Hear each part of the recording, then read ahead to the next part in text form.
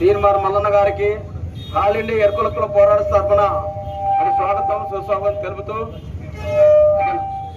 కానీ ఈ సమాజంలో తమ్ముడు ఆవేదన అంజన్న చెప్పినట్టు మరి స్వాతంత్రం వచ్చి 72-73 సంవత్సరాలు అయినా ఈ భారతదేశంలో కానీ ఎటువంటి వాళ్ళు ఉన్నారంటే దేశాన్ని అమ్మే రకాలు ఉన్నారు. మొత్తం నిజాయితీగా పనిచేసిన అడుగులు దొక్కుతున్నారు, అవినీతిగా పనిచేసిన అడుగులు దొక్కుతున్నారు. మిత్రులారా, మీరు జాగ్రత్తగా, ఎందుకంటే ఇది సామాన్య ఓట్లు కాదు, ఇది మేధా ఓట్లు. పట్టభద్రులు అంటే మేధావులు ఉంటారు. వీళ్ళు మేధావుని దేశం ఎడిపోతుంది, రాష్ట్రం ఎడిపోతుంది. మానవత్వంగా ఆలోచించి మన నేతమ నాయకులు మరి ఎంతో త్యాగం చేసి ఒక గంట కూడా నిజం కూడా ఆలోచించకుండా ప్రతి క్షణం ప్రజల కోసమే ఆలోచించే మల్లన్న గారిని గెలిపిస్తే చాలా అందరికీ ఇవాళ రాష్ట్రంలో జిల్లాలో ఒక నేమ్ తెచ్చుకునే వాళ్ళు అవుతాం.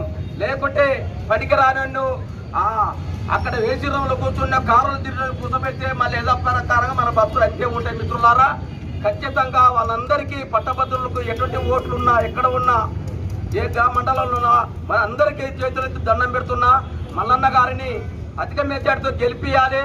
మల్లన్న గారు ప్రశ్నించే ఒక సింహాన్ని అక్కడ దోలాలని మేమంతా కోరుతున్నాం.